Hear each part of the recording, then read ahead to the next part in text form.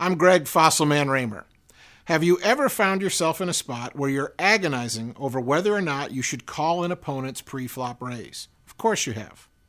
And while there's no exact formula that can tell you when it's right to call and when it's right to fold, we're going to offer you some guidelines that should help simplify your decisions. The most important thing to understand when you're facing a pre-flop raise is that in order to call, you need to be holding a much stronger hand than you would be holding if you were the player making the original raise. Poker players call this the gap concept. Why is this? Because when your opponent raises, especially from early position, they're telling you they're holding a strong hand of their own. So how do you decide if your hand is strong enough to call with? First, ask yourself this simple question. If my opponent hadn't raised, would I have raised with this hand on my own? If the answer is yes, then calling your opponent's raise might be correct. If the answer is no, then you definitely should fold.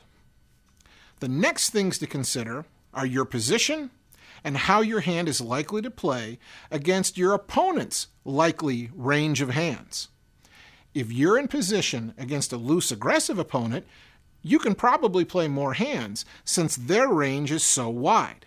But against a tighter opponent, or if you're out of position, you should usually play only stronger starting hands, primarily premium hands, like big pairs and ace-king and ace-queen. Finally, if your hand is strong enough to call with, you need to determine if it isn't better to re-raise with instead. If you're holding a premium hand of your own, then the answer is yes, of course it is. But on the other hand, if you're holding a smaller pair or a solid but non-premium hand like ace-jack, the answer should probably be no, unless you're partially bluffing with this hand. For example, let's say you're in late position with pocket nines and are facing a pre-flop raise from an opponent in early position. What should you do?